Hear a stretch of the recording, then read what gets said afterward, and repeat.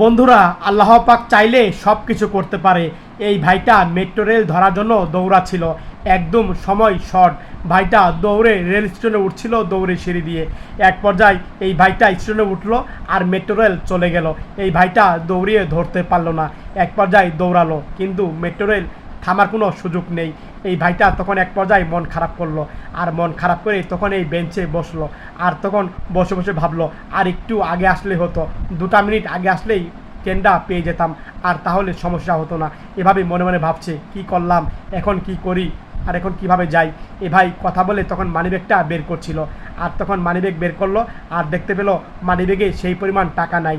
লোকালে যাবে, বলল কিভাবে যাব, তাড়াহুড়া কাজ, আমার তাড়াতাড়ি যেতে হবে, ছোট ভাই অসুস্থ। এভাবে মনে মনে কথা বলছে। এক পর্যায়ে এই ভাইটা টেনশন করছে, কি করি কি করি, আর কখন ট্রেন আসবে। হঠাৎ করে ভাই দেখতে পেলো তার ফোন আসছে, আর তখন ফোনটা দেখলো ছোট ভাই, আর বললো, হ্যাঁ ভাই বল আমাকে। আর বললো, ভাই তুমি আসবে না? বললো, হ্যাঁ ভাই আসবো, আমি ট্রেন ফেল করেছি, একটু দেরি হবে ভাই, তুই থাক, আমি আসছি, ঠিক আছে, চিন্তা করিস না। হ্যাঁ হ্যাঁ ভাই, ঠিক সময় মতো এসে পড়বো, তুই চিন্তা করিস না। এভাবে বড় ভাই কথা বলে ফোনটা রেখে দিল। আর তখন এক পর্যায়ে ভাই আরও টেনশন করলো, কখন ট্রেন আসবে, কিভাবে যাব। দেখতে পেলো একটা পাগল, ভাই খাবার দাও না আমাকে, ব্যাগে খাবার আছে। আরে দিচ্ছি দিচ্ছি, খাবার দিচ্ছি। আর বাটিটা বের করে দিল। আর তখন এই ছেলেটা ধাপধুপ করে খাবারটা নিজেই নিল, আর বললো, আমি খাবার খাই, আমি খাবার খাই। ছেলেটা খাবার খাচ্ছিল। এই ভাইটা তখন তাকিয়ে দেখলো, হঠাৎ করে আবার ফোন দিয়েছে ছোট ভাই। বলল, হ্যাঁ বল। বলল, ভাই তুমি আসবা না? এই ছেলেটা তাকেই তাকেই দেখছে, ছোট ভাইয়ের সাথে কথা বলছিল ফোনে। আর তখন আশীর্বাদ দিল এই পাগল ছেলেটা।